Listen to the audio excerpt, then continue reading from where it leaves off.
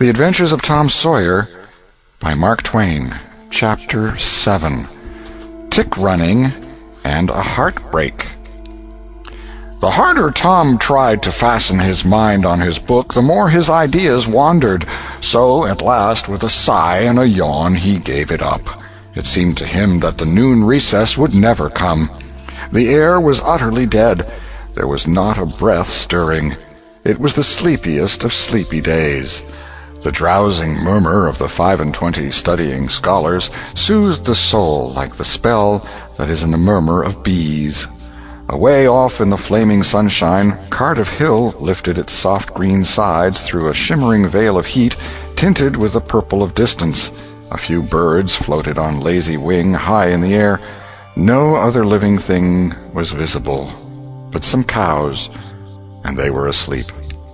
Tom's heart ached to be free, or else to have something of interest to do to pass the dreary time. His hand wandered into his pocket, and his face lit up with a glow of gratitude that was prayer, though he did not know it. Then, furtively, the percussion cap box came out. He released the tick and put him on the long, flat desk. The creature probably glowed with a gratitude that amounted to prayer, too, at this moment, but it was premature, for when he started thankfully to travel off, Tom turned him aside with a pin and made him take a new direction. Tom's bosom friend sat next him, suffering just as Tom had been, and now he was deeply and gratefully interested in this entertainment in an instant. This bosom friend was Joe Harper. The two boys were sworn friends all the week and embattled enemies on Saturdays.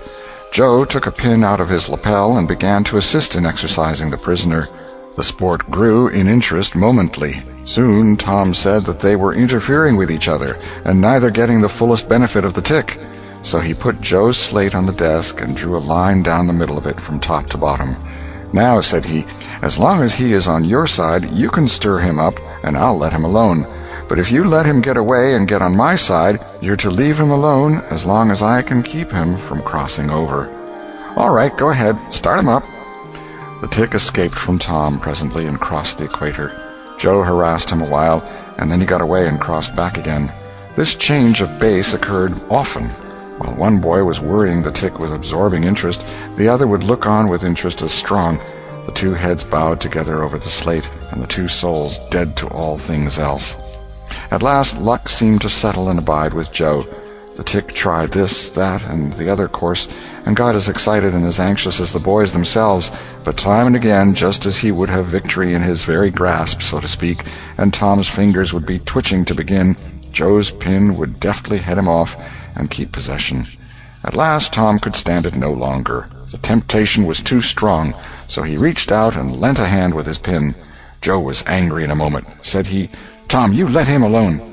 "I only just want to stir him up a little, Joe." "No, sir, it ain't fair. You just let him alone." "Blame it, I ain't going to stir him much." "Let him alone, I tell you." "Well, I won't." "You shall. He's on my side of the line." "Look here, Joe Harper, whose is that tick?" "I don't care whose tick he is. He's on my side of the line, and you shan't touch him." "Well, I'll just bet I will, though. He's my tick, and I'll do what I blame please with him, or die." A tremendous whack came down on Tom's shoulders, and its duplicate on Joe's, and for the space of 2 minutes the dust continued to fly from the two jackets and the whole school to enjoy it. The boys had been too absorbed to notice the hush that had stolen upon the school a while before, when the master came tiptoeing down the room and stood over them. He had contemplated a good part of the performance before he contributed his bit of variety to it. When school broke up at noon, Tom flew to Becky Thatcher and whispered in her ear, "Put on your bonnet and let on you're going home, and when you get to the corner, give the rest of them the slip, and turn down through the lane and come back.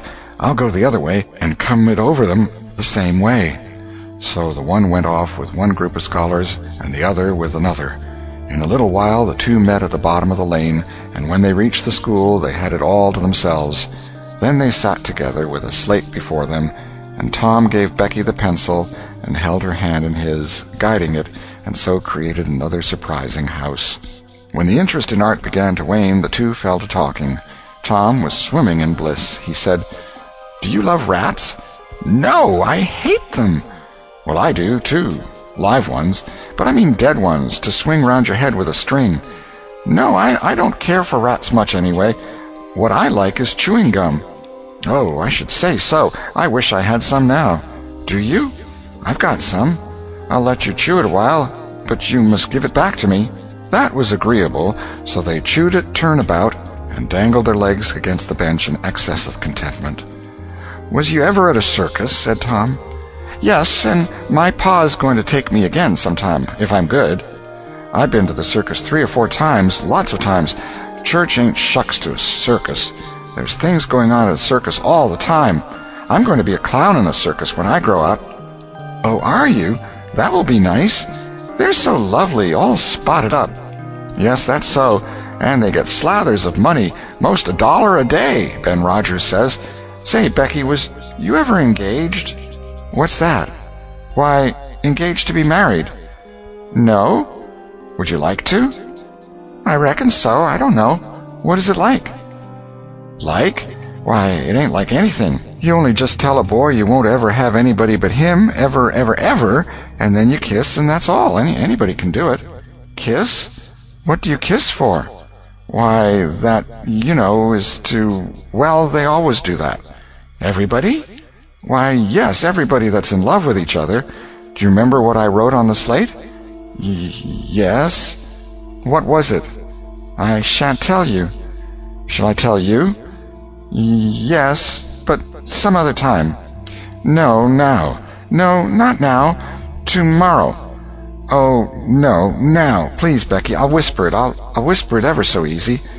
Becky hesitating, Tom took silence for consent, and passed his arm about her waist and whispered the tale ever so softly, with his mouth close to her ear. And then he added, Now you whisper it to me, just the same. She resisted for a while and then said, You turn your face away so you can't see, and then I will. But you mustn't ever tell anybody, will you, Tom? Now you won't, will you? No, indeed I won't. Now, Becky. He turned his face away, and she bent timidly around till her breath stirred his curls and whispered, I love you. Then she sprang away and ran around and around the desks and benches, with Tom after her, and took refuge in a corner at last, with her little white apron to her face.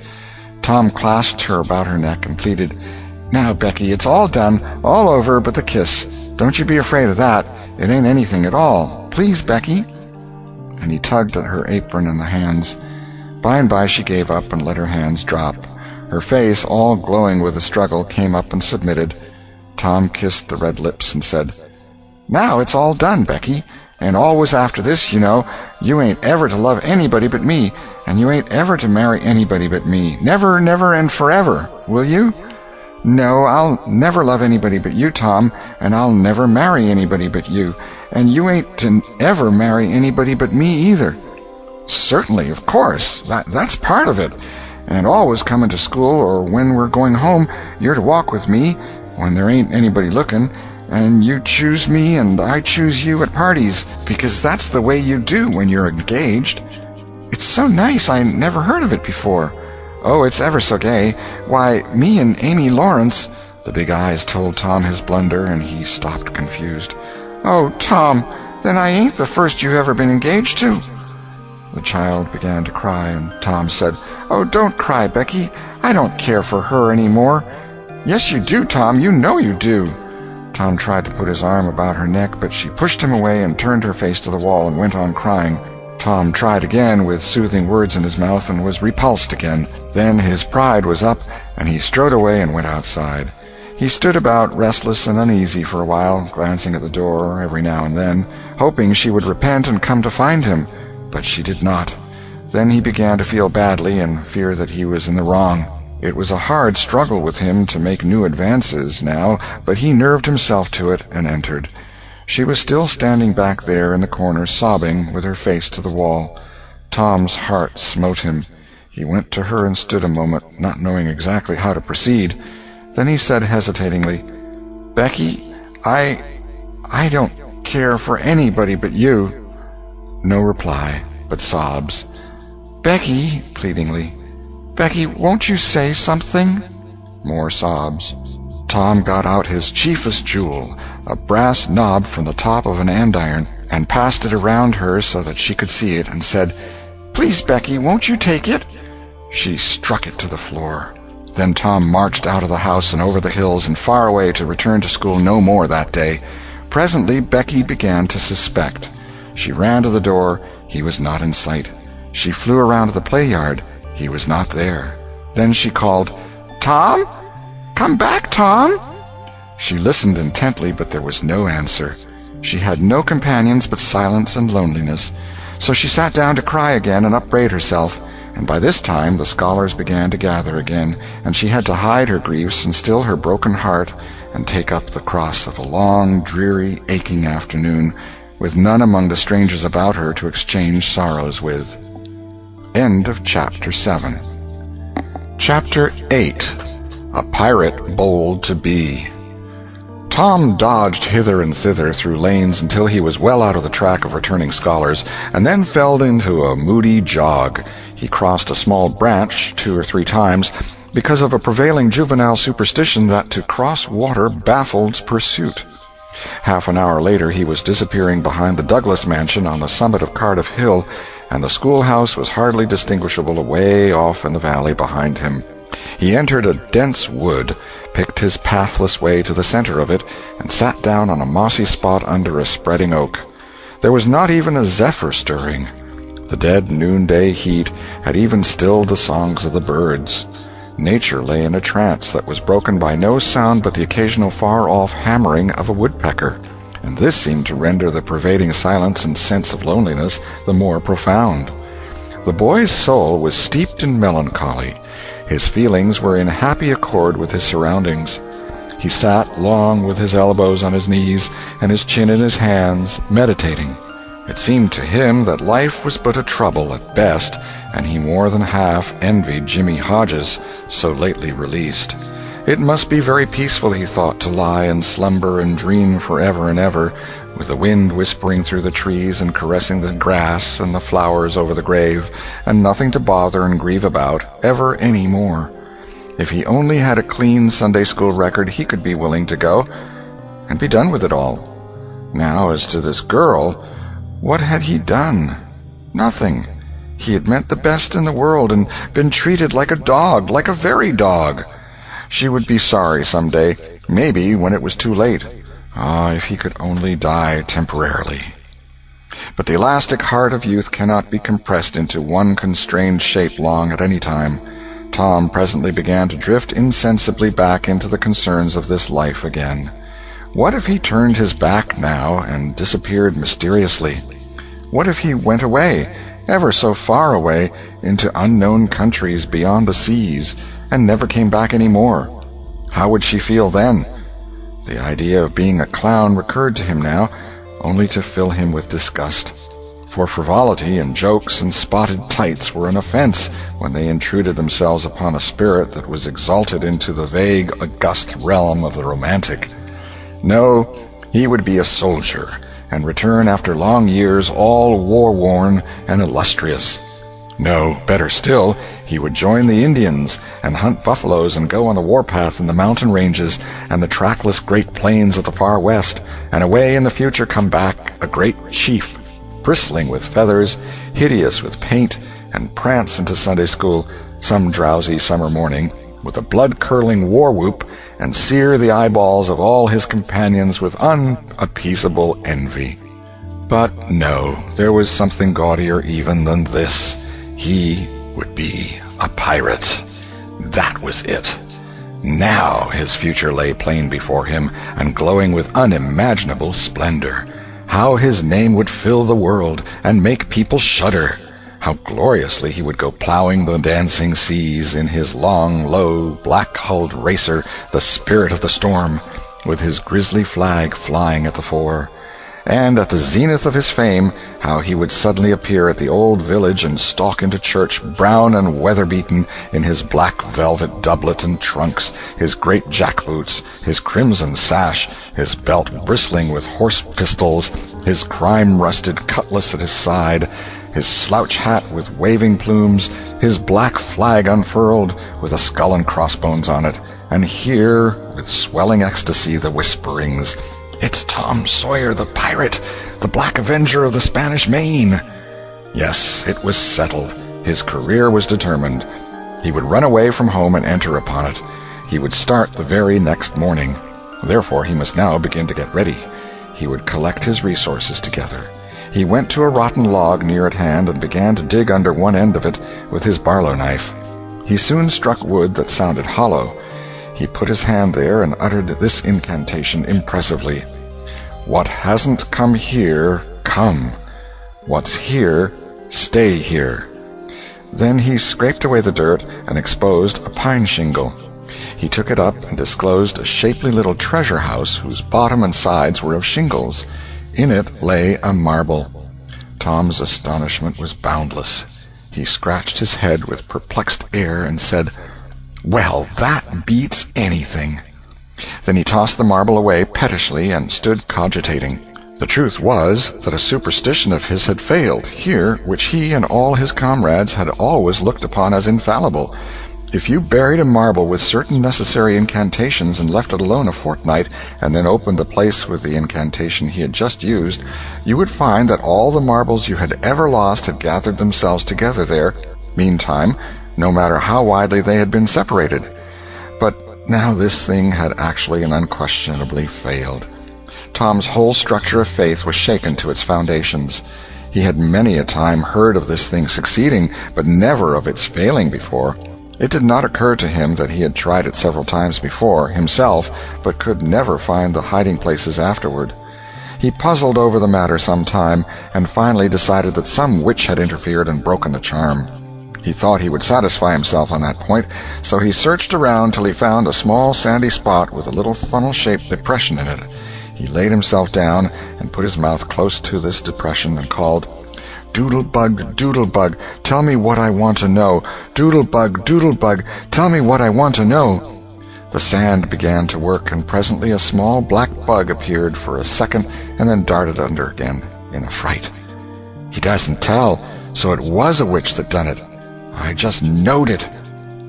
He well knew the futility of trying to contend against witches, so he gave up discouraged. But it occurred to him that he might as well have the marble he had just thrown away, and therefore he went and made a patient search for it. But he could not find it. Now he went back to his treasure house and carefully placed himself just as he had been standing when he tossed the marble away. Then he took another marble from his pocket and tossed it in the same way, saying, "Brother, go find your brother." He watched where it stopped and went there and looked. But it must have fallen short or gone too far, so he tried twice more. The last repetition was successful. The two marbles lay within a foot of each other. Just here, the blast of a toy tin trumpet came faintly down the green aisles of the forest. Tom flung off his jacket and trousers, turned a suspender into a belt, raked away some brush behind the rotten log, disclosing a rude bow and arrow, a lath sword, and a tin trumpet, and in a moment had seized these things and bounded away bare-legged with fluttering shirt.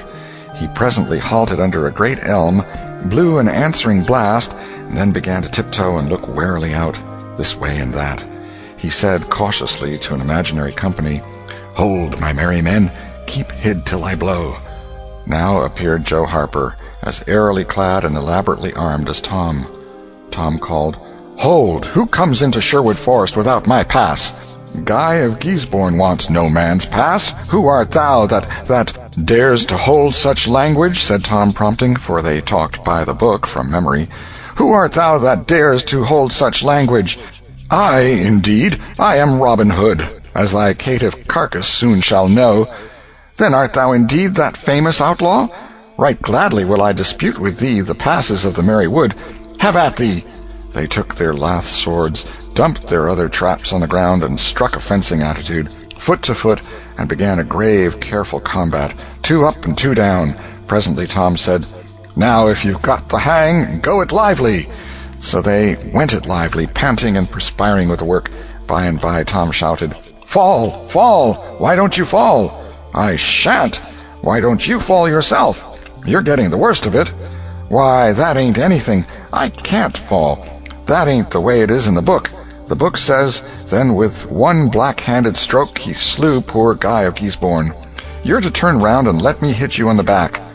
There was no getting around the authorities, so Joe turned, received the whack, and fell. "Now," said Joe, getting up, "you got to let me kill you. That's fair." "Why, I can't do that. It ain't in the book." "Well, it's blamed mean, that's all." "Well, say, Joe, you can be Friar Tuck or Much, the miller's son, and lam me with a quarterstaff. Or I'll be the Sheriff of Nottingham, and you be Robin Hood a little while and kill me." This was satisfactory, and so these adventures were carried out. Then Tom became Robin Hood again, and was allowed by the treacherous nun to bleed his strength away through his neglected wound.